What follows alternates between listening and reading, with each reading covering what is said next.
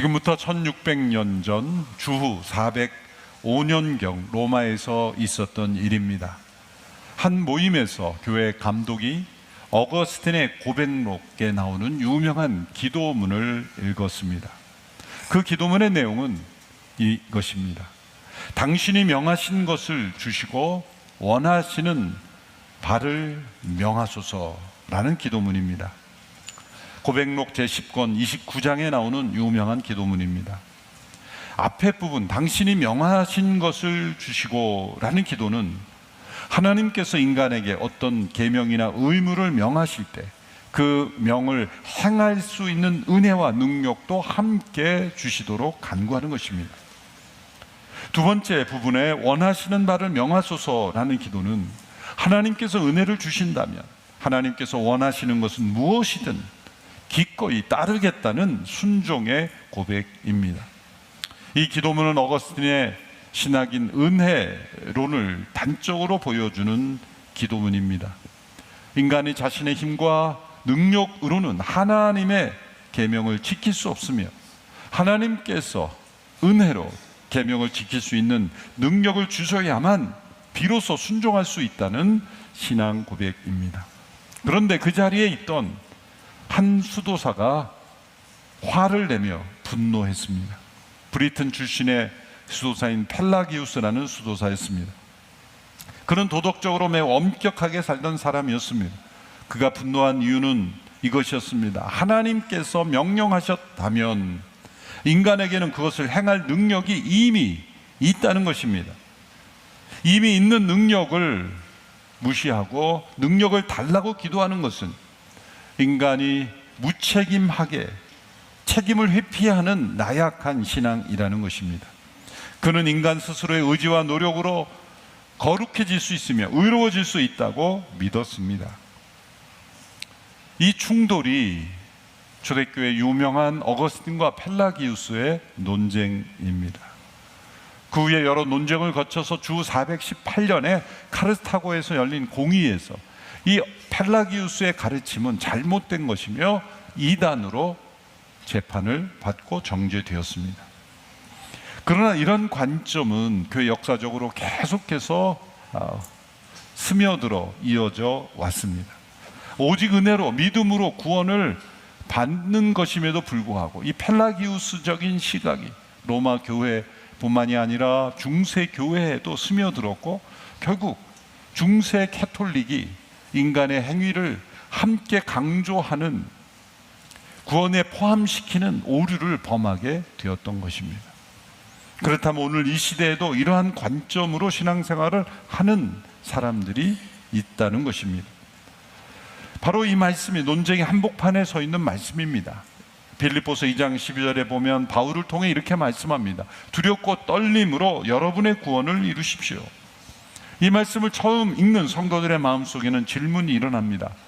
우리는 구원이 오직 은혜로 오직 믿음으로 값없이 주시는 선물임을 배웠습니다. 에베소서 2장 8절에 너희가 그 은혜를 인하여 믿음으로 말미암아 구원을 얻었나니 이것은 너희에게서 난 것이 하나님의 선물이라 행위에서 난 것이 아니니 이는 누구든지 자랑치 못하게 하려 함이라 라는 말씀을 통해 배웠습니다. 그럼에도 오늘 말씀에 구원을 이루라 라는 명령을 주셨다면 구원이 선물이 아니라 우리의 성취이며 받는 것이 아니라 우리가 이루는 것이라는 말씀 아닙니까? 라는 질문이 떠오릅니다. 실제로 이 말씀을 읽는 여러 성도님들은 이 말씀 앞에서 불안해합니다. 내가 잘못 살면 구원을 잃어버리는 것인가? 라는 불안을 느끼게 됩니다. 또 어떤 성도들은 애써 이 말씀을 외면하고 못 읽은 척 그냥 넘어가고 싶어 합니다. 그러나 이러한 불안과 회피는 결코 올바른 자세가 아닙니다. 우리는 이 말씀을 통해 이 구절이 왜 우리를 불안하게 하는 또 회피해야 될 말씀이 아니라 우리의 믿음을 굳게 세우는 말씀인지를 확신해야 하는 것입니다. 특별히 그리스도를 따르는 제자도에 있어서 제자도를 다른 표현으로 하면 우리가 받은 구원을 이루어가는 삶이기 때문입니다. 12절의 첫 단어는 그러므로로 시작합니다. 빌립보서 1장 2장 1절에서 11절까지의 내용은 하늘의 영광을 버리고 하나님과 동등된 분이 동등됨은 것으로 여기지 아니하시고 자기를 비워 죽기까지 낮아지시고 하나님이 그를 지극히 높여 모든 이름으로 그를 높이게 하셨다는 말씀, 곧 그리스도를 찬양하는 내용이 나옵니다. 그리고 그러므로 라고 말씀합니다. 예수 그리스도께서 이렇게 순종하셨으므로 이제 그 순종이 너희들에게 있어야 한다라는 겁니다. 그 순종이 어디에서 비롯될 수 있는지, 우리가 그 순종할 수 있는 힘을 어디서 얻을 수 있는지를 말씀하고 있는 겁니다. 먼저 이 말씀이 어떤 사람들에게 주어졌는지를 살펴보아야 합니다. 성경의 말씀을 오해하는 대부분은 첫 번째 독자, 첫 번째 수신자를 간구하기 때문에 생기는 오해들입니다.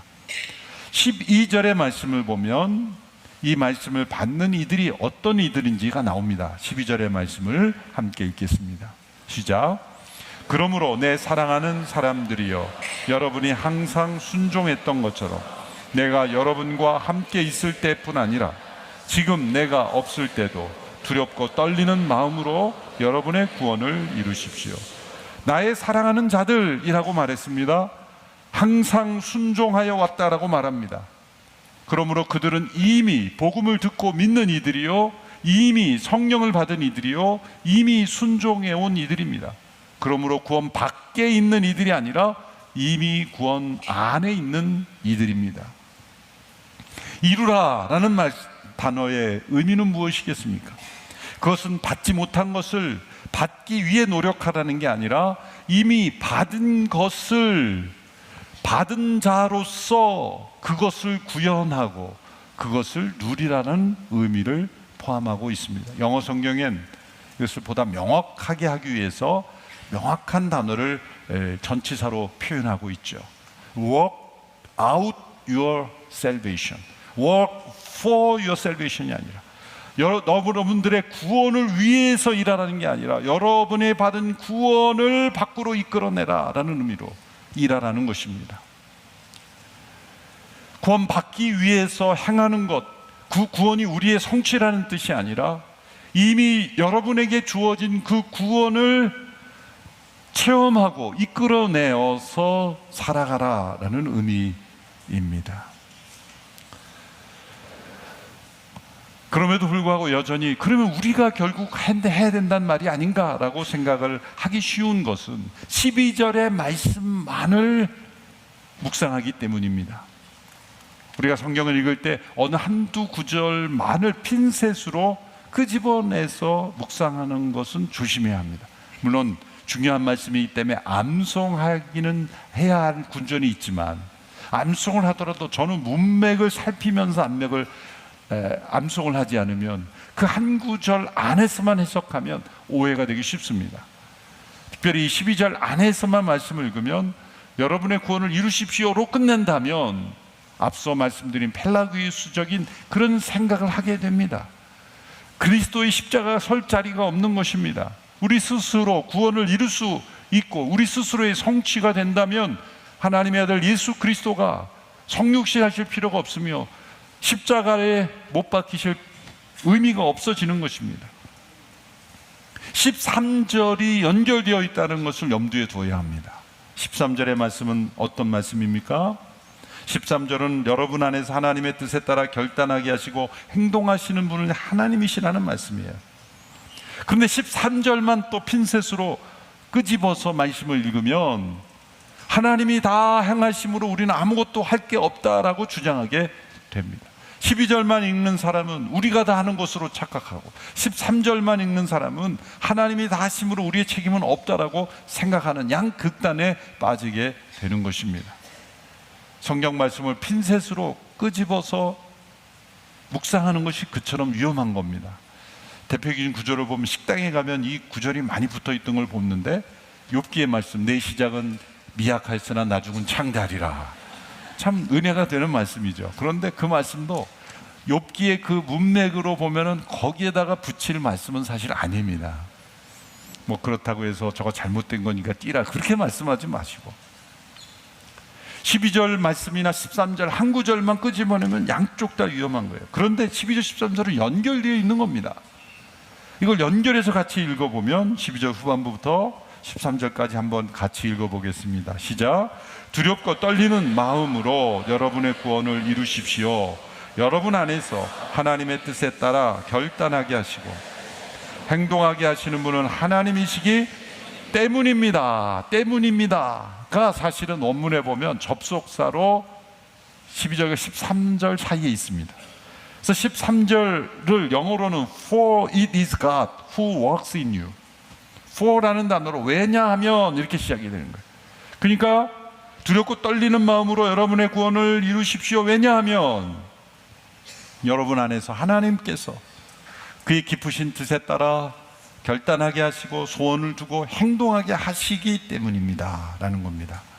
12절에 인간의 의무와 책임, 13절에 하나님의 주권과 공급하심이 뗄 수 없이 연결되어 있는 것입니다. 13절이 12절의 근거이기 때문입니다. 우리가 구원을 이루라고 하시는 것은 하나님이 우리 안에서 행하고 계시기 때문입니다. 왜냐하면 하나님께서 행하고 계시기 때문입니다. 이 순서가 중요합니다. 하나님이 행하시니까 너희는 가만히 있으라도 아니고 너희가 열심히 하면 하나님이 도우실 수 있다도 아닙니다. 하나님이 우리 안에 행하고 계시기 때문에 바로 그 이유로 너희가 이룰 수 있고 이루어야 한다는 겁니다. 빌립보서 1장 6절에 너희 속에 착한 일, 선한 일을 시작하신 그분이 그리스도 예수의 날까지 이루시리라. 구원을 우리에게 이루라는 것은 우리 스스로 하라는 게 아니라 하나님이 우리 속에 시작하시고 이루신 구원을 우리의 삶 속에 work out 하라는 거죠. 그러므로 하나님의 일하심은 우리의 일함을 대체하거나 무너뜨리는 것이 아니라 창조하는 것입니다. 그러므로 이 말씀은 우리에게 부담이 아니라 약속인 것입니다. 하나님은 우리에게 행하라고 명령만 하시는 분이 아니라 그 명령에 순종할 힘을 공급하시는 분이기 때문입니다. 그래서 어거스틴의 그 기도가 중요한 것입니다. 하나님께서 명하시는 것을 주시고 또 원하시는 것을 명하실 때 우리는 기꺼이 그것을 행할 수 있다는 겁니다. 우리 속에 소원을 주시고 그 소원을 두고 행하게 하신다는 겁니다. 하나님이 우리 가운데 일하고 계시기에 우리가 일할 수 있다는 겁니다. 어떤 아들이 아버지에게 용돈을 달라 그럽니다. 어디에 쓰게? 제가 쓸 데가 꼭 있습니다. 그래서 아버지가 용돈을 주었습니다. 그 아들이 아버지에게 용돈을 달라고 한 이유는 얼마 후에 다가올 아버지의 생신 선물을 사기 위해서였어요. 생신 선물을 살 돈이 없으니까 아버지에게 용돈을 달라고 한 겁니다. 그 생신날 이제 아들이 선물을 사온 거 보니까 딱 그 돈이 이 선물이 된 겁니다.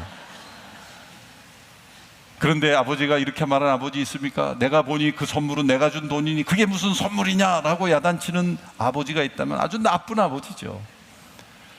상식적인 아버지라면 기뻐합니다. 묻지 않고 기뻐합니다. 아버지가 준 돈으로 생신 선물을 사서 아버지에게 갖다 드려도 마치 그 아들이 일을 해서 벌어온 돈으로 선물한 것처럼 기뻐하고 즐거워하십니다.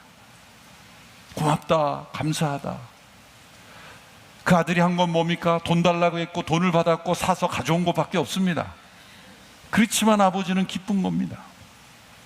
아버지의 능력으로 선물을 준비해서 했지만 아버지는 그것으로는 기뻐하는 겁니다.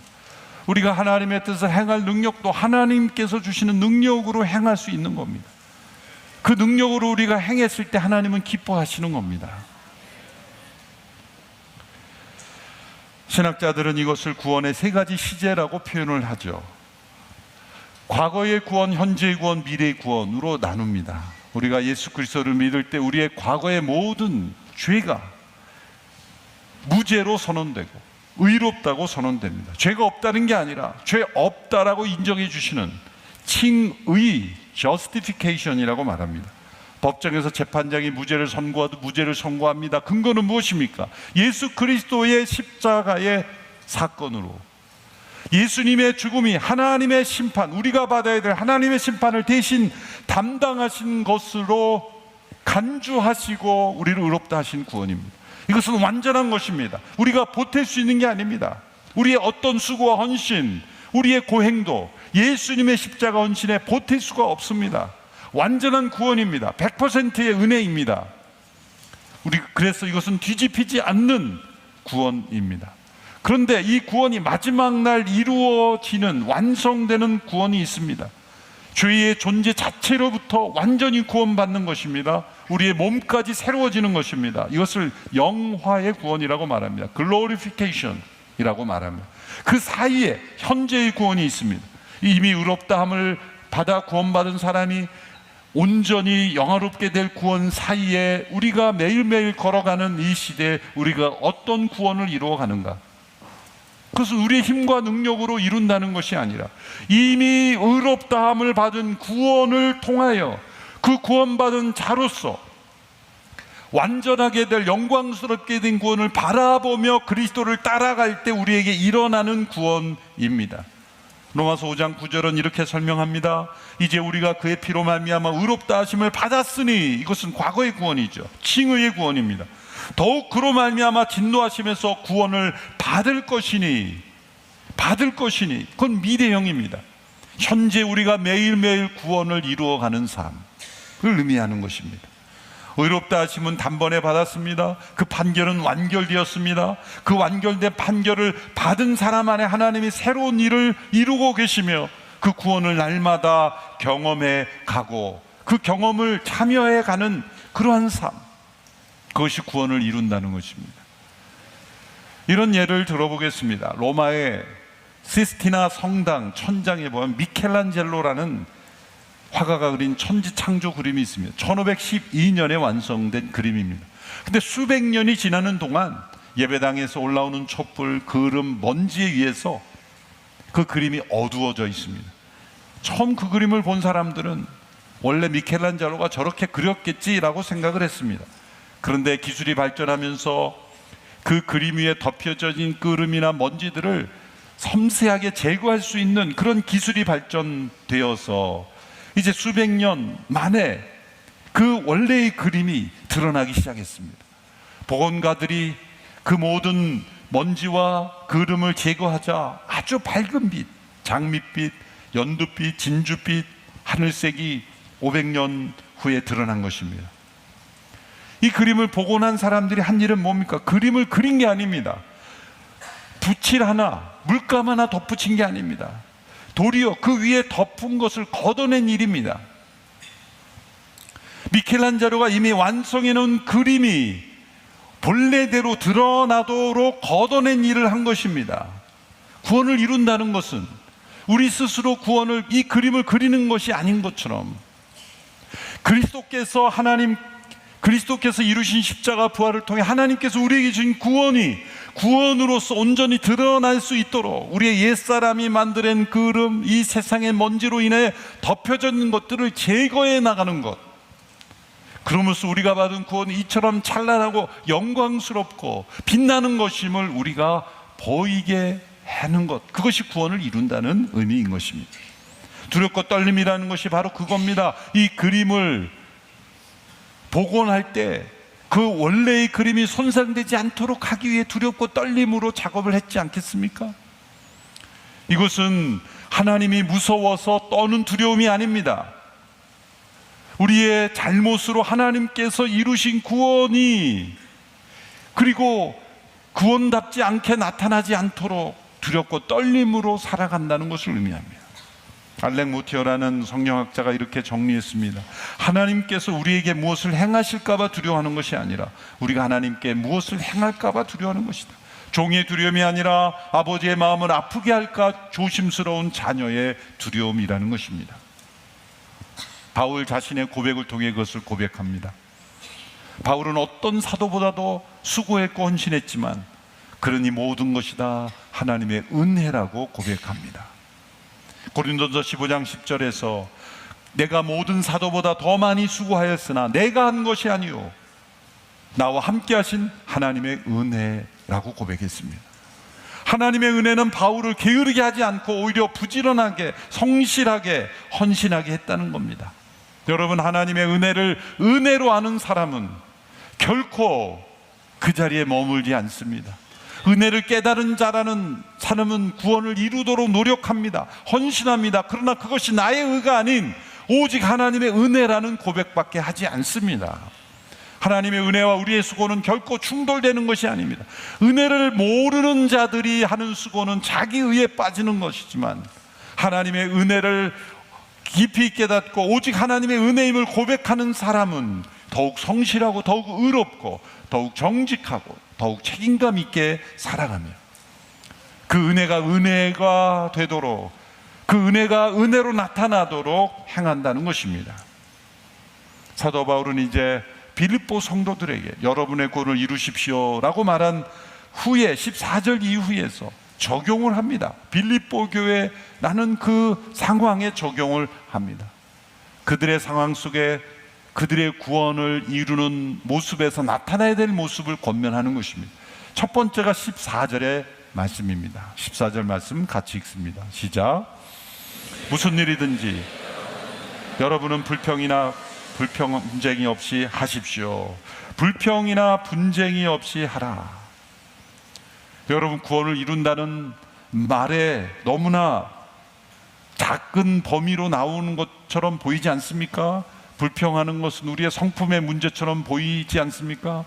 그러나 구원을 이루는 삶에 있어서 우리 입술에서 터져 나오는 이 원망과 불평을 제거하는 것이 우리가 받은 이 구원의 아름다운 그림에서 그름과 먼지를 제거하는 첫 번째 순종이라는 겁니다. 왜 그럴까요?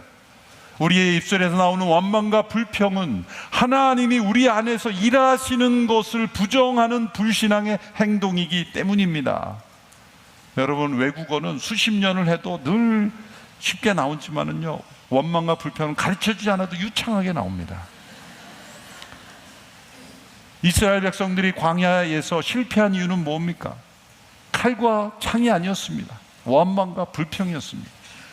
애굽에서 하나님의 전적인 능력과 은혜로 구원을 받은 그들이 광야를 지날 때 원망하고 불평한 것은 애굽에서 먹었던 고기, 스테이크 생각난다.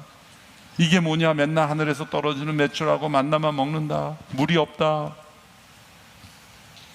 그렇게 원망하고 불평하고 결국 그래서 모세에게 원망하고 결국 하나님께 원망하고 불평하는 겁니다. 왜 원망과 불평을 입술에서 제거하라고 합니까? 어떤 종류의 원망과 불평인데 그것은 궁극적으로 하나님께 향하게 되어 있기 때문이에요. 처음에는 어떤 사람, 어떤 환경에 대한, 어떤 부모에 대한 원망과 불평으로 시작되지만 궁극적으로는 것은 하나님께 향하는 것이기 때문이에요. 그래서 구원을 이루는 첫 번째 우리의 삶, 우리의 입술에서 원망과 불평을 지워버리는 것, 그것을 우리 스스로 해야 되는 겁니다. 하나님, 제 입술에서 원망과 불평을 지워 주시옵소서. 왜 안 지워줍니까? 라고 불평하지 말라는 거예요. 원망과 불평을 지워달라고 하면서 또 하나님을 원망해요. 그건 하나님께 자꾸 책임을 전가하는 거죠. 그것은 우리가 해야 되는 일입니다. 우리가 온전히 은혜를 받았다면 우리 입술에서 원망과 불평을 제거하는, 두렵고 떨림으로 이 원망과 불평이 나를 어떠한 삶으로 이끌어 가는지를 두려워하며 구원을 이루라는 거죠. 두 번째는 분쟁이 없어야 하라. 시비와 분쟁. 이 빌립보 교회는 정말 아름다운 교회였습니다. 바울의 사역에 참여하고 헌금으로 또 헌신으로 함께 참여했던 향기로운 공동체였습니다. 그럼에도 불구하고 요오디아와 순두계라는 사람을 중심으로 분쟁이 있었습니다. 빌립보서 3장에서 그것을 권면하죠.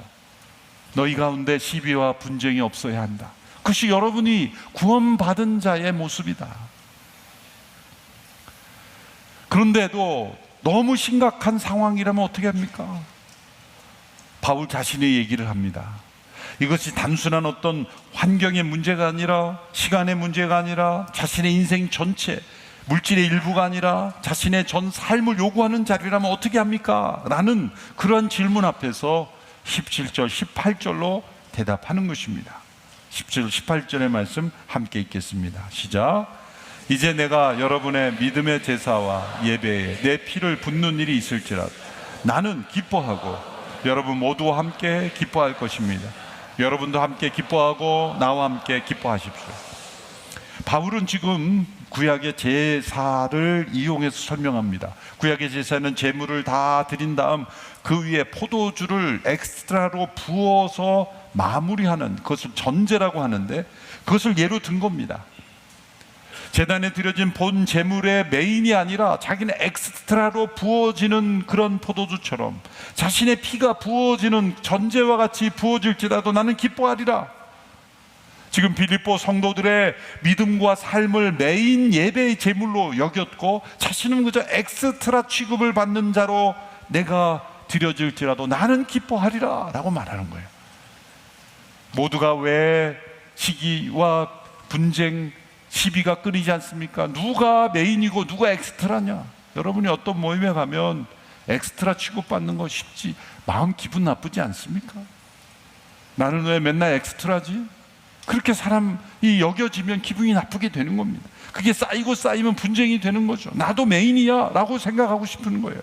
지금 바울은 빌립보 교회 안에 일어난, 누가 메인으로 생각했고 누가 엑스트라 취급받는지 모르지만 어쨌든 이 분쟁이 일어난 것은 바로 그런 거기 때문에 나는 여러분들이 메인 제물로 드려지고 나는 엑스트라로 부어줘도 나는 기뻐하겠다라는 거예요. 그것이 구원을 이루는 삶의 모습이라는 거죠.